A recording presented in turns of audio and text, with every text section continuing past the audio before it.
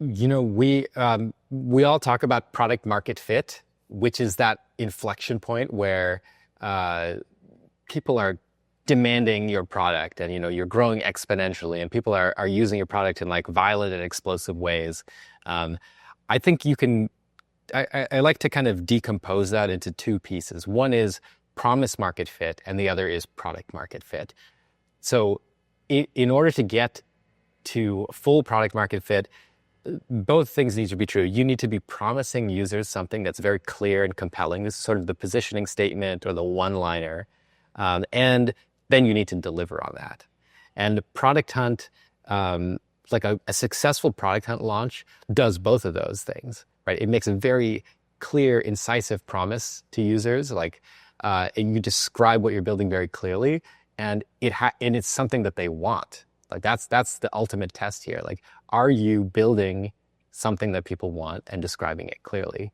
And then what happens after the Product Hunt launch, when the product starts to grow, that's about delivering on that promise. That's very important point that you brought it up, is about you dissect this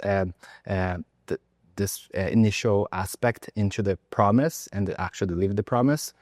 And that makes me think, how is our thought process to get and to describe a very innovative solution in just one word? Because that's very hard. Sometimes you have like a very state-of-art AI solution, but it's very complex. How you're able to put this on a simple way that the most technical person can understand and can believe on this promise, and at the same time, people that never saw this before can overall understand. How do you think about this, and how you put this into the action?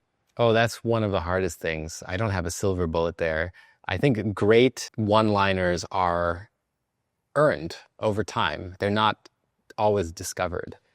For my last startup, Virtual Office, we started out as I think it was like real-time collaboration for distributed teams, and we had a variety of ways of describing this app.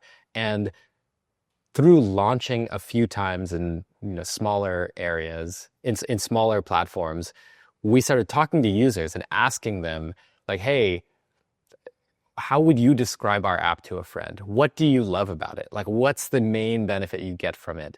And through a bunch of trial and error and iteration, we arrived at a virtual office for remote teams. And that's what we launched our Product Hunt with. That's what went viral.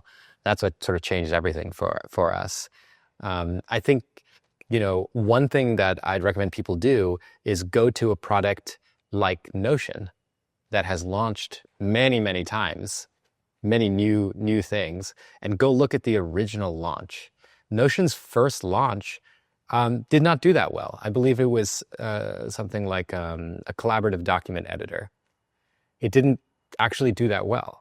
But their second or third launch, where they combined documents, wikis, and databases, that really, really was compelling. That was the launch that kind of started everything. And so I would encourage people to go back and look at those early things. I mean, clarity is important above all, but it also has to be new and compelling to users. Let me see if I can say something more helpful. So here's some tactics you can do to arrive at that. Ultimately, the test is, did you launch it, and did people take to it, right? So one mistake I see a lot is we try to make our idea too grand, and it's not clear enough. It's a platform that does AI. It's the best platform in the world to do X, Y, and Z, and it does all of these things. And I think as builders, we're afraid that if we describe very specifically what the product does, it's not going to be compelling enough. But here's the problem. If it's too grand, it's not clear. If I don't understand what you're building, I can't tell a friend. There is no virality without clarity.